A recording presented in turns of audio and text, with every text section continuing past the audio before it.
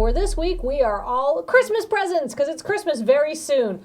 I am socks, which at first you're like, meh, but then you put them on, you're like, yeah, new socks, all right.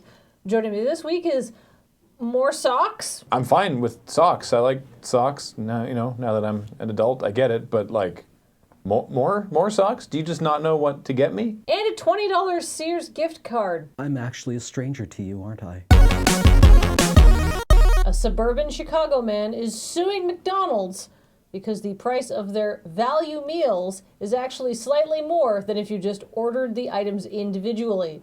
He's not suing over the money, he's suing over the principle of the thing. Fucking A. You light 'em up, Beej. McDonald's never said that they had a higher or lower value. They just said the meals had value.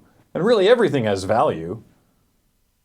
Except the 5-piece nuggets. So James Gertie of Des Plaines, Illinois says that a 2 cheeseburgers value meal is $5.90, which I'm assuming is correct. But if you were to just buy 2 cheeseburgers, a medium french fries, and a drink, it would be 41 cents cheaper than buying the value meal. You think residents of Des Plaines, Iowa hear a lot of fantasy island jokes? We all have the hills we choose to die on, and I think an 8% markup on 2 cheeseburgers seems reasonable. You know, I think it's worth paying 41 cents so I don't have to laboriously explain my McDonald's order to a disinterested and highly stoned teenager. But that's just me. Yeah, I mean, you might infer that a value meal means that you're getting a discount because they're being grouped for some reason. But really, this markup is just saving you effort in syllables. 2 cheeseburgers and a medium fries and a medium Coke is harder to say than just 5. No, man.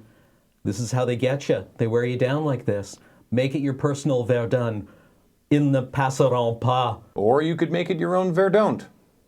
Go to Dairy Queen. 2 clerks in a sex toy shop called Lotions and Lace thwarted a would-be armed robber by hurling dildos at his face. The only thing that can stop a bad guy with a gun is a good guy with a gun. Or a sex-positive person of indeterminate moral quality with a dildo. What noise does a dildo make bouncing off the skull of an armed robber? Shlup. I think schlup implies there's more moisture and give than I think an off-the-shelf dildo would have. I think it would be preceded with a small whistling, like a... and then just... Do you throw them with spin through their long axis like a football?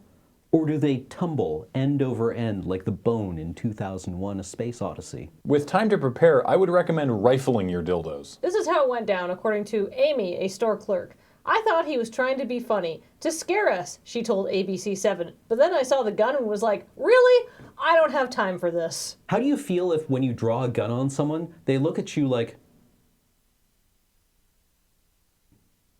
If I had to guess, emasculated. It's the holidays. I bet they aren't even accepting returns until 2017. You think they have time to be robbed? Also, their return policy must be fairly strict. I'd imagine it's only unopened items. 2 vacationing Canadians were sent home from a New Zealand airport after border authorities discovered the lady in the couple had tried to smuggle a cat into the country in her purse. That's brilliant. They'd never think to look for weed inside the cat. That's probably not even inaccurate, because how else are you going to keep a cat contained in a purse for 7,000 miles? We may not have the TSA in Canada, but we still have a National Airport Security Service, and they're not gonna look at this purse going through the scanner going, there's an entire cat skeleton in this bag, and it seems to be moving. No problems here. Oh, I know how this happened. Nobody gives a shit. Not one. Not a single shit. I haven't been to New Zealand, but I've done the flight from Canada to Australia, and I can't imagine anything I would like less than finally getting to my destination and being told, no, you immediately have to go back home with your stoned cat and your lead purse full of shit. Okay, their vacation may have been ruined, but now they've ended up with one of the 3 traditional Christmas gifts: gold, frankincense, and a purse full of cat shit. Actually, I think you're thinking of myrrh. No. Myrrh is one of the noises a cat makes when you stuff it in a purse for 10 hours. Also, do you even know what myrrh is? How do we know that's not just a purse full of cat shit? I think you'll find that myrrh is one of several noises a cat will make when stuffed into a bag for 10 hours. And I always thought myrrh was more of a bomb. A bomb? I'm even more surprised they got it on the plane. Well, I guess the feed dump Christmas present to you, dear viewers, is a labored interpretation of who's on first. Third base. But remember, there may be better sources of news, but they don't have this hat, which is a dinosaur surprise. And it is for Will from Diana for his 28th birthday. I hope that your birthday and subsequent holiday season is filled with joyous tidings and cats that remain unstuffed into bags. Truly, all we can hope for in these troubled times. Merry Christmas.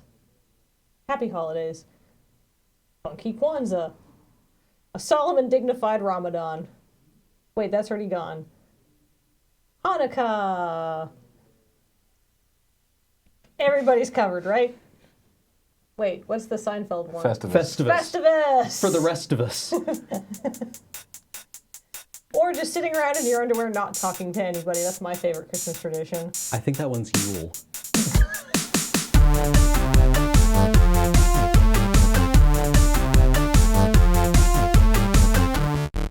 I don't have time for this? That's the first thing you think when you see a gun? Not, holy shit, I can get shot? Ain't nobody got time for that. What the fuck? Fuck you, buddy. Fuck you, buddy. I got 10 things to do after I get off work today. I got 99 problems and you ain't one. Shlup.